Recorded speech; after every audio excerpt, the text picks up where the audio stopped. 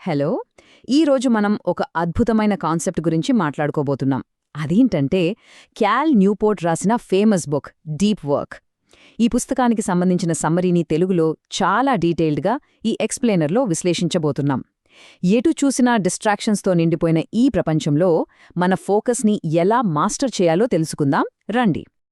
ముందుగా ఒక్కసారి ఆలోచించండి.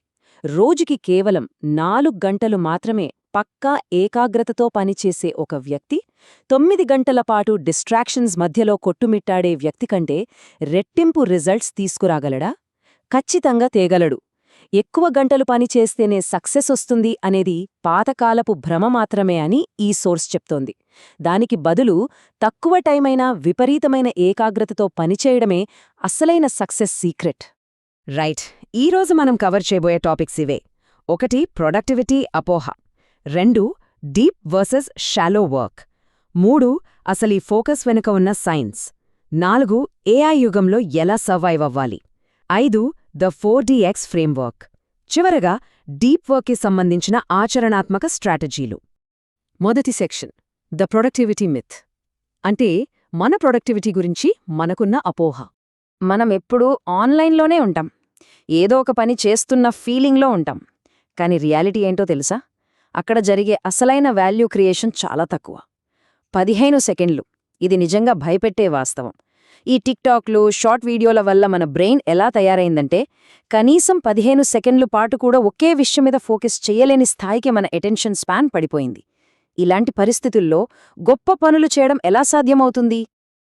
ఇప్పుడు రెండవ సెక్షన్, అసలు ఈ డీప్ వర్క్కి, షాలో వర్క్కి ఉన్న తేడా ఏంటి? క్యాల్ న్యూపోర్ట్ మన పనులను 2 రకాలుగా విడగొట్టారు. 1 డీప్ వర్క్, అంటే జీరో డిస్ట్రాక్షన్స్తో అత్యంత ఏకాగ్రతతో చేసే పని. ఇది చాలా అరుదు, అలాగే ఎంతో వాల్యుబుల్ కూడా. రెండవది షాలో వర్క్, అంటే ఊర్కే ఈమెయిల్స్ చెక్ చేయడం, మెసేజులకి రిప్లై ఇవ్వడం లాంటివి. ఇది అచ్చం జంక్ ఫుడ్ తినడం లాంటిది. తిన్నప్పుడు కడుపు నిండినట్లు అనిపిస్తుంది, కానీ బాడీకి ఎలాంటి బలమూ రాదు. అలాగే ఈ షాలో వర్క్ కూడా నిజమైన కెరియర్ గ్రోత్ని ఇవ్వదు. ఈ షాలో వర్క్కి బెస్ట్ ఎగ్జాంపుల్ ఈ 160 అనే నంబర్. అట్లాంటిక్ మీడియాలో టామ్ కాక్రన్ చేసిన ఒక ఎక్స్పెరిమెంట్ ప్రకారం సగటున ఒక ఎంప్లాయ్ రోజుకి ఏకంగా 160 ఈమెయిల్స్ని పంపడం లేదా చదవడం చేస్తున్నాడు. ఒక్కసారి ఊహించుకోండి, మన టైం అంతా ఇలా ఈమెయిల్స్కే పోతే ఇక లోతైన ఆలోచనలెప్పుడు చేస్తాం? మన ప్రొడక్టివిటీని చంపేస్తున్న అతిపెద్ద శత్రువు ఇదే. మూడవ section the science of focus. అసలు మనం ఫోకస్ చేసినప్పుడు బ్రెయిన్లో ఏం జరుగుతుందో చూద్దాం. ఇదంతా ఏదో మోటివేషనల్ స్పీచ్ కాదు, దీని వెనుక పక్కా సైన్స్ ఉంది. మైలిన్ అనే కాన్సెప్ట్ గురించి మనం తెలుసుకోవాలి. ఒక కష్టమైన పనిని ఏకాగ్రతతో చేస్తున్నప్పుడు మనకు కొంచెం అసౌకర్యంగా, ఫ్రస్ట్రేటింగ్గా అనిపిస్తుంది.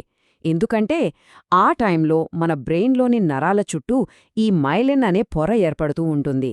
జిమ్లో బరువులెత్తినప్పుడు మజిల్స్కి ఎలా పెయిన్ వస్తుందో, ఇక్కడ కూడా మన ఫోకస్ మజిల్ అలానే బిల్డ్ అవుతోందని అర్థం చేసుకోవాలి. ఆ ఫ్రస్ట్రేషన్ని దాటితేనే రిజల్ట్ వస్తుంది.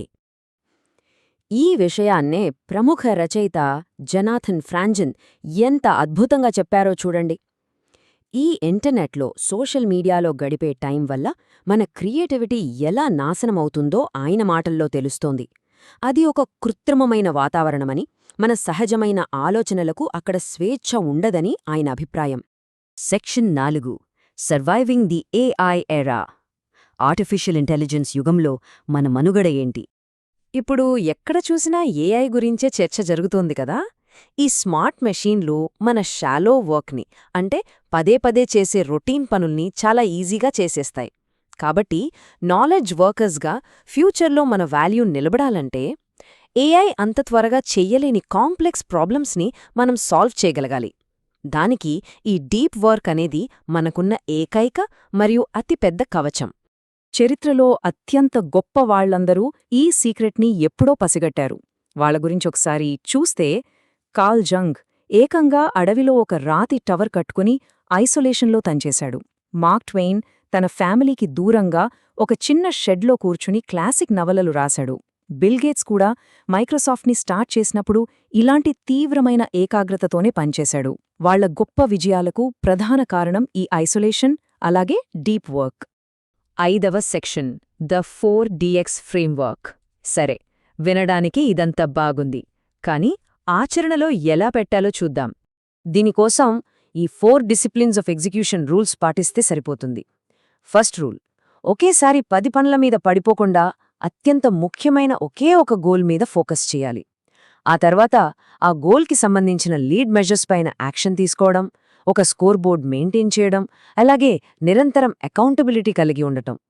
ఇలా చేస్తే మనం ట్రాక్ తప్పకుండా డీప్ వర్క్ చేయగలుగుతాం.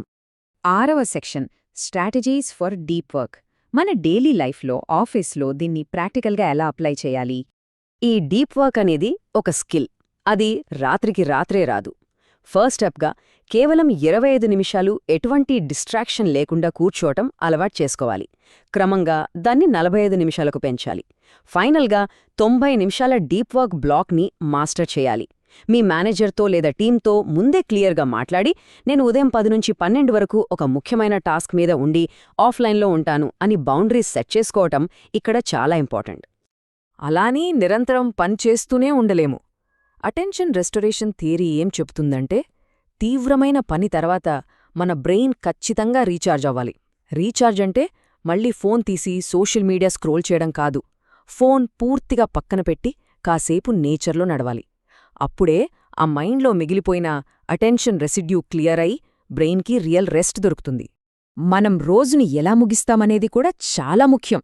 సాయంత్రం 5 గంటలకి ఆ రోజు పనిని రివ్యూ చేసి 5:15కి రేపటి పనుల్ని ప్లాన్ చేసుకుని 5:30కి షట్ డౌన్ కంప్లీట్ అని బల్లగుద్ది చెప్పి డిస్కనెక్ట్ అయిపోవాలి. ఆ తర్వాత ఆఫీస్ పనుల గురించి అస్సలు ఆలోచించకూడదు. అప్పుడే నెక్స్ట్ డేకి మన బ్రెయిన్ పూర్తి ఫ్రెష్గా ఉంటుంది. ఇక ముగించే ముందు మనందరం ఆలోచించాల్సిన ఒక పవర్ఫుల్ క్వశ్చన్. మన ముందు 2 దారులున్నాయి. ప్రతి నిమిషం వచ్చే నోటిఫికేషన్స్తో డిస్ట్రాక్ట్ అవుతూ గడిపే జీవితాన్ని ఎంచుకుంటామా, లేదా అద్భుతమైన ఏకాగ్రతతో అత్యున్నతమైన మరియు అర్థవంతమైన పనులను సాధించే డీప్ వర్క్ జీవితాన్ని ఎంచుకుంటామా? చాయిస్ పూర్తిగా మనదే. మరి ఇదండి ఈనాటి విశ్లేషణ. నిరంతరం నేర్చుకుంటూనే ఉందాం.